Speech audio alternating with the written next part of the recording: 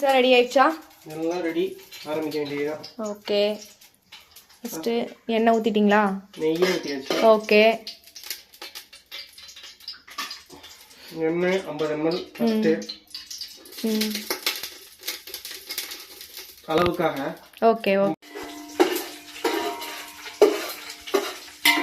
நீ வந்து என்ன பண்ற? தக்காளி 3 தக்காளி. ஓகே, நல்லா ஓரளவுக்கு மீடியம் சைஸ் தக்காளி.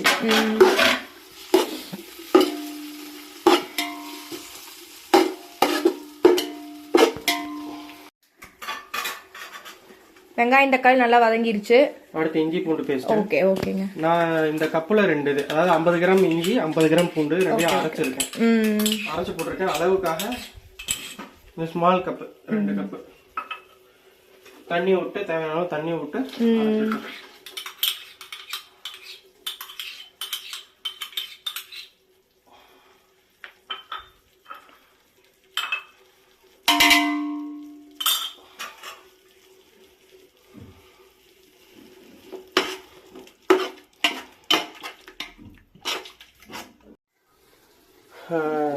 இஞ்சி பூண்டு போட்டு வதக்கியாச்சு. அதே கூட பச்சை மிளகா ஒரு 3 பச்சை மிளகா நறுக்கி போட்டாச்சு. இப்போ வந்து மிளகாத்தூள் 2 ஸ்பூன், மல்லித்தூள் 2 ஸ்பூன், பிரியாணி மசாலா 3 ஸ்பூன், கறி மசாலா 2 டீஸ்பூன் இதை போட போறோம். ஓகே,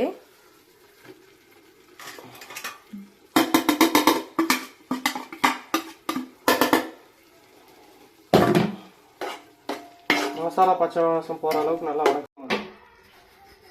ஓகேவா?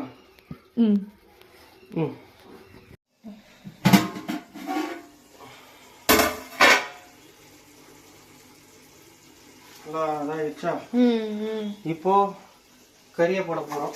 Okay, chicken 1.25 kilo. Chicken piece நல்லா பார்த்தீங்கன்னா இந்த அளவுக்கு ஓரளவுக்கு மீடியம் பீஸா வாங்கியிருக்கு.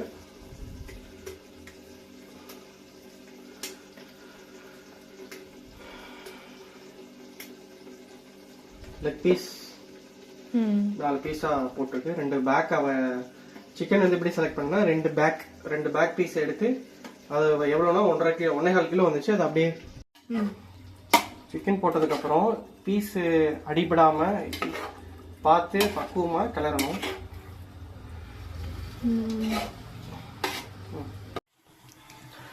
தண்ணி ஊத்தி நல்லா கொதி விடணும். இந்த மாதிரி பிளேட் மூடி வச்சோம்னா சைடுல நல்லா ஆவி பறக்கணும். ஓகே, அதுக்கு டைம் வந்து டிபெண்ட்ஸ். எங்களுக்கு 12 மினிட்ஸ் ஆயிருக்கு.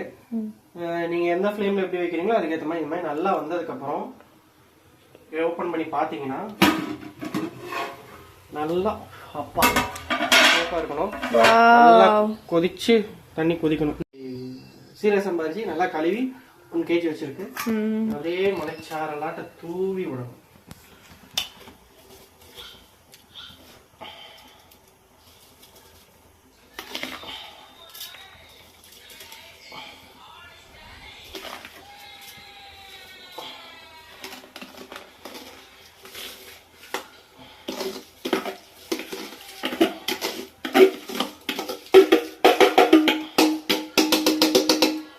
Finally, biryani is perfectly ready.